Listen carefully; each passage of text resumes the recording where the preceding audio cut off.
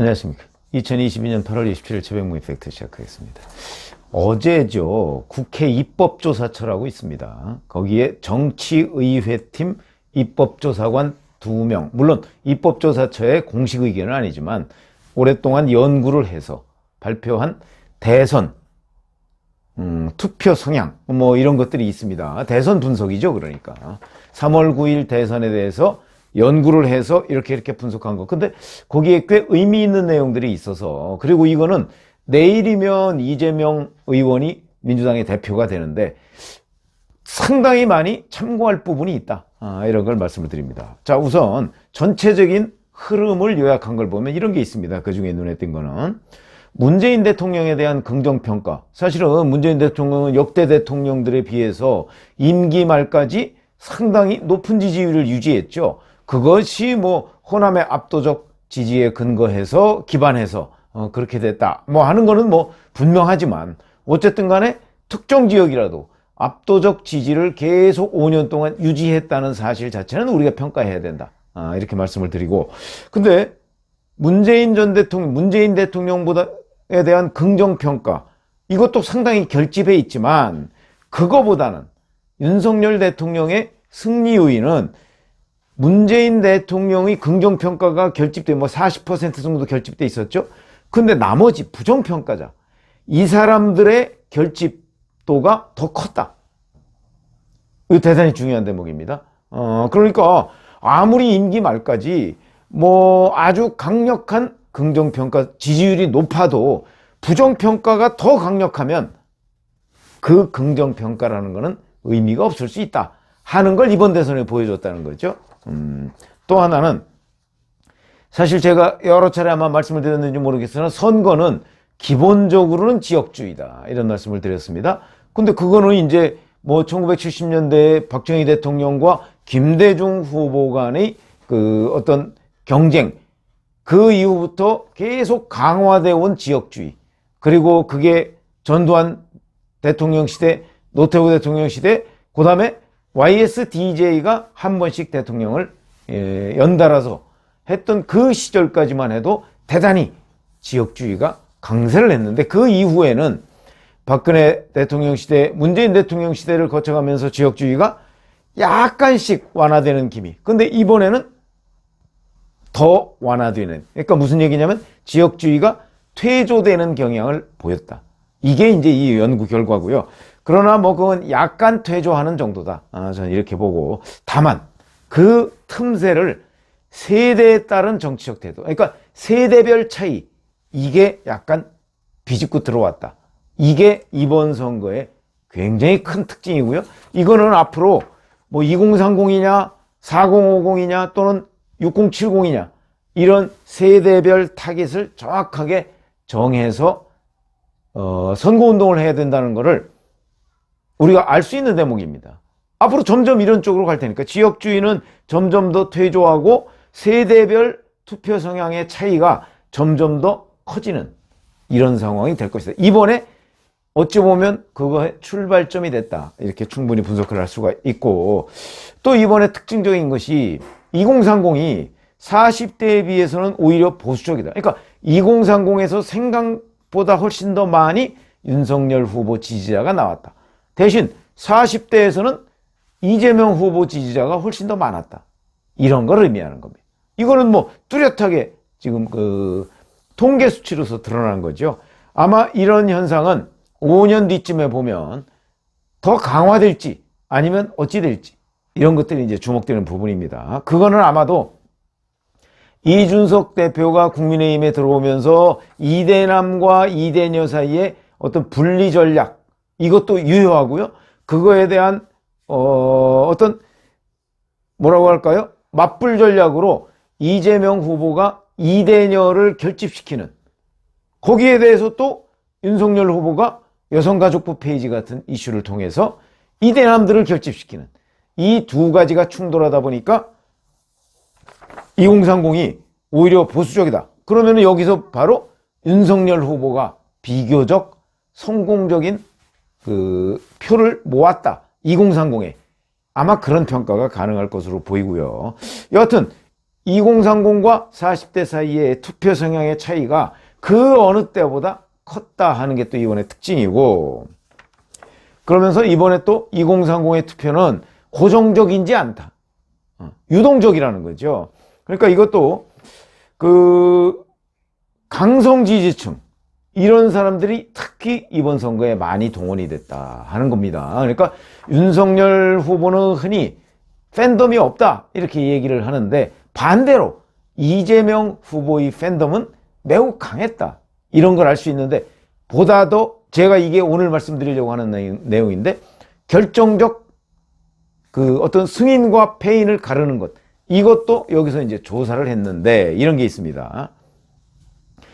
투표는요, 자, 어느 후보가 당선되도록 하기 위해서 내가 적극적으로 가는 투표 성향이 있고, 저쪽 후보가 당선되지 않게 하기 위해서 내가 투표장에 굳이 가야 된다.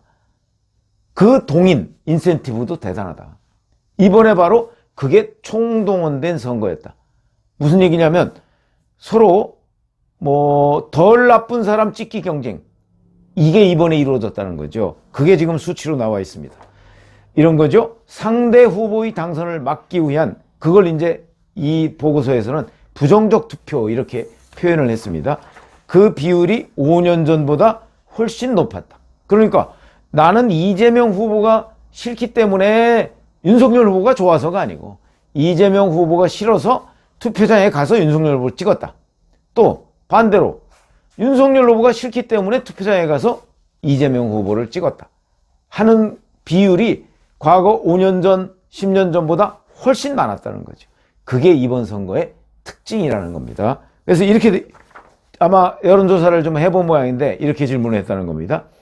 싫어하는 후보가 당선되는 것을 막기 위해서 투표를 갔다 하는 데에 대해서 그렇다 하는 게 이번에 29.4%입니다. 우리 유권자의 거의 3분의 1 정도가 상대 후보가 싫어서 투표장에 갔다는 겁니다. 이게 5년 전보다 무려 13%포인트가 늘었다. 거의 5년 전보다 거의 2배 정도가 이재명이 싫어서 투표장에 가서 윤석열을 찍었다, 또는 윤석열 후보가 싫어서 투표장에 가서 이재명 후보를 찍었다, 이렇게 답변을 했다는 거죠. 자, 이런 것들이 특히 어디서 두드러졌느냐? 청년층에서 두드러졌다는 겁니다. 이 얘기는 뭘 의미하느냐면, 예를 들어서 20대의 경우에 5년 전 또는 10년 전에 비해서 이런 부정적 투표, 상대 후보가 싫어서 투표장에 갔다는 게 20대는 23%포인트, 30대는 26%포인트가 증가했습니다. 그러니까 2030의 투표는, 근데 2030에서 윤석열 후보가 좀 이겼단 말이죠. 그러면 결국 윤석열 후보의 승리 요인의 상당 부분은 이재명이 싫어서 나는 투표장에 가서 윤석열을 찍었다, 이런 얘기가 되는 겁니다. 이 얘기는 결국 그냥 단순화해서 얘기하면, 나는 이재명 후보가 싫어서 원래 투표장에 갈 생각도 없었는데 이재명 후보가 당선되는 거는 도저히 못 봐주겠어서 그래서 내가 투표장에 갔다. 윤석열 후보가 좋아서 간 게 아니다. 이게 2030의 5년 전보다 압도적으로 높다. 자, 이게 시사하는 바가 뭐냐? 이건 앞으로 연구를 많이 해야 되는 부분인데, 결국은 윤석열 후보든 이재명 후보든 반사이익적인 측면으로 그 득표를 한 성향이 과거에 비해서 굉장히 높았다는 거죠. 이거는 결국 네거티브 경쟁이 그 어느 때보다 치열했다, 이렇게 보는 게 맞을 겁니다. 자, 그러면 내일이면 이재명 의원이 대표가 됩니다. 그러면 결국은 이재명 의원의 정치적 앞날, 여기에는 이재명 후보를 지지하는 그 어떤 강성 지지층 대단히 많습니다. 윤석열 후보보다 많죠. 지금 윤석열 대통령보다 많습니다. 그런데 반면에 이재명 의원은 정말 싫다, 이게 굉장히 많다는 겁니다. 그러면 지금 윤석열 대통령의 지지도 어제 갤럽 조사를 보니까 27%더군요. 조금씩 올랐다가 다시 또 정체 상태입니다. 그러면 이거는 뭘 의미하느냐? 윤석열 대통령의 어떤 쇄신 작업이나 변화 이런 거에 대한 유권자들의 관심이 이제 좀 시들해졌다.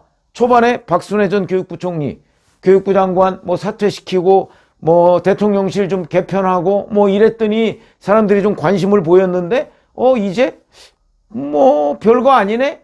그 쇄신이 대폭 쇄신이 아니네? 그 실망감 이런 것들이 지금 있어서 좀 주춤거린다 상승이. 이제 이런 의미를 띠고, 그 다음에 또 하나는, 자, 이재명 후보가 정말 싫다 하는 게 3월 9일 대선에 굉장히 많았는데, 그 이후에 이런 사람들이 느슨해진 겁니다. 왜? 이제 이재명 의원은 더 이상 후보가 아니니까. 이재명에 대한 반감이 느슨해진 사이에 이 사람들이 굳이 윤석열 대통령을 좋아서 지난 대선에서 찍었던 것이 아니기 때문에 이 사람들이 한 발 뒤로 물러서 있었다는 거죠. 이것이 바로 윤석열 대통령에 대한 지지를 철회하게 된 결정적 계기가 됐다. 저는 이렇게 봅니다. 그렇다면 윤석열 대통령은 이 지지를 높이려면 결국은 이재명이라는 사람이 싫다라고 하는 사람들을 다시 윤석열 대통령 진영으로 끌고 와야 된다는 거죠. 근데 그걸 지금 못 끌고 오고 있다는 얘기입니다. 그래서 윤석열 대통령의 그 국정운영 평가가, 부정평가가 대단히 높고, 그리고 그 이후에는 윤석열 대통령 싫다 하는 적극 부정평가층, 이게 또 굉장히 늘어났습니다. 그러니까 저는 이렇게 봅니다. 이재명 후보도 싫고 윤석열 후보도 싫다. 그런데 이재명 후보가 더 싫기 때문에 나는 가서 윤석열을 찍었다 하는 사람이 꽤 많다는 건데, 지금은 이재명 싫다, 그리고 윤석열 대통령도 싫다, 이런 사람들은 거의 답변을 안 하거나 아니면 더 이상 뭐 누가 뭐라고 물어도 의사표시를 안 하는 경향이 있습니다. 그런데 윤석열이냐 이재명이냐, 지금도 이 두 사람을 놓고 누구냐 했을 경우에는 윤석열 대통령을 선택할 가능성이 있다는 대목을 바로 저는 이 연구 결과가 보여주고 있다는 거죠. 지금은 더 이상 이재명, 이제 내일부터 대표니까 이재명 대표는 윤석열 대통령의 경쟁자가 아닙니다. 이제 경쟁자는 이재명 대표가 5년 뒤에 대선 후보가 될지 안 될지는 모르겠으나 그때 국민의힘 대선 후보는 다른 사람이 돼 있을 겁니다. 그 사람과의 경쟁이죠. 그런 점에서 본다면, 자, 이재명 대표 앞에는 아직도 험로가 있죠. 본인에 대한 절대적인 부정평가층. 윤석열 후보가 좋아서 투표장에 나간 게 아니고 이재명 후보가 싫어서 나갔다. 싫어서 나가서 내가 이재명을 떨어뜨리기 위해서 굳이 윤석열 후보를 좋아하지도 않는데 찍었다. 이런 사람이 특히 2030 계층에서 많았다는 거죠. 그러면 윤석열 대통령은 사실은 이런 부분을 활용해야 됩니다. 그 활용은 윤석열 대통령도 지금 부정평가가 높으니까 그 부정평가를 상쇄하는 방향을 조금만 노력을 해도 사실은 이재명 후보를 싫어하는 사람도 워낙 많으니까, 그러니까 그 사람들을 저는 다시 컴백시킬 수 있다고 보는데, 그런 점에서 저는 입법조사처 두 입법조사관의 그 지난 대선 분석이 의미를 갖는다고 보고, 윤석열 대통령한테 꽤 의미를 갖는 거죠. 그래서 그걸 잘 분석해 보면, 자, 윤석열 지지층에서 빠져나간 2030을 비롯한 일정 계층, 이 사람들을 다시 불러오는 것, 여기서부터 사실은 윤석열 대통령은 지지율 상승을 가져와야 됩니다. 그걸 잘 들여다보면 결국은 윤석열 대통령이 적어도 지난 대선 정도까지의 어떤 이미지 변신, 이걸 위해서 끊임없이 노력을 해야 되는데, 역시 그거는 가장 쉬운 방법은 인적 쇄신이고, 그 다음은 뭐 정책적 변화, 뭐 이런 것들은 좀 시간이 걸리고요. 그 다음에 뭐 본인의 이미지 변신, 이런 것들이 중요하겠죠. 그런 점에서 제가 오늘 입법조사처 대선 분석, 이걸 소개해 드렸습니다. 고맙습니다.